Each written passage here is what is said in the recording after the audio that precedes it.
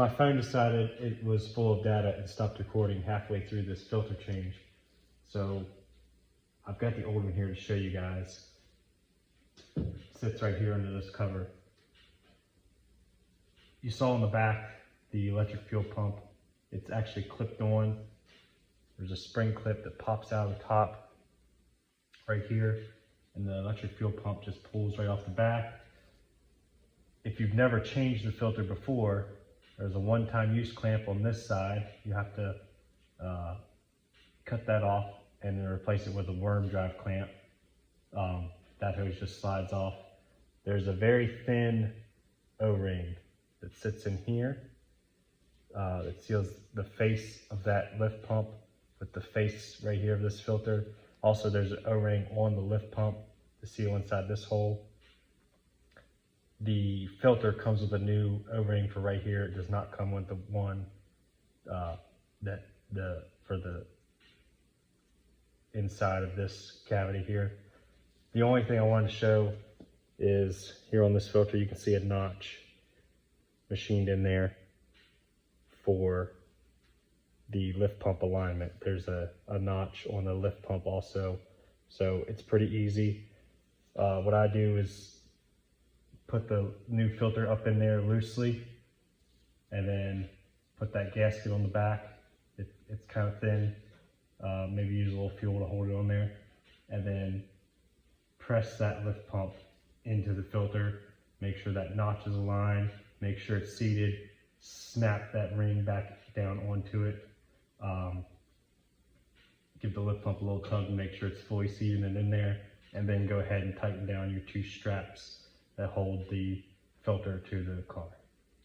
And obviously then put your outlet line on and you're good to go.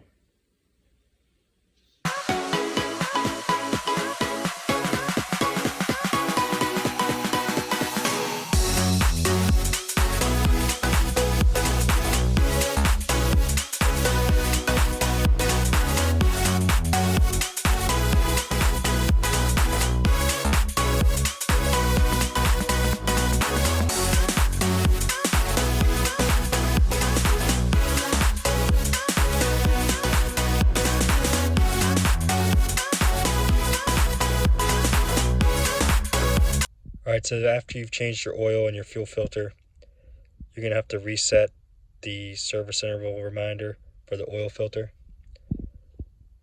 I have a Solus Edge here. I'm going to go into service interval reset.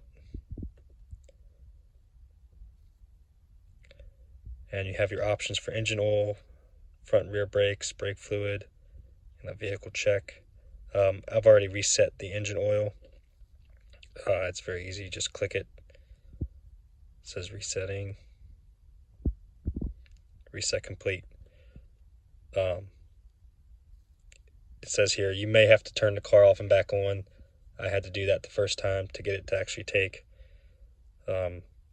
Always go back and double check on here. As you can see, it says 100%, and also in the multi-function display, my vehicle status, you can already see it says engine oil change doing 10,000 miles. All good there. Another thing you want to do before you start the car, there's a couple ways you can do it with the tool I have here, is you want to run the lift pump to bleed all the air out of that new filter so you're not pushing air through that CP4.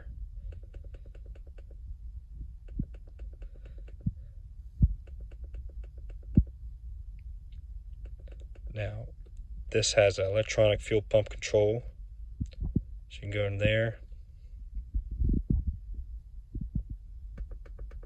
functional test, let's see what actuator test, activation of the fuel pump,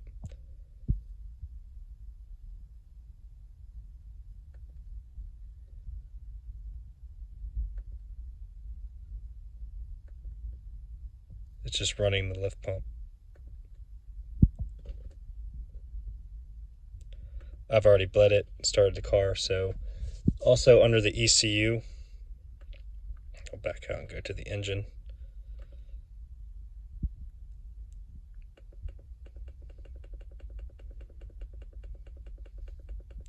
Lots of modules on this car.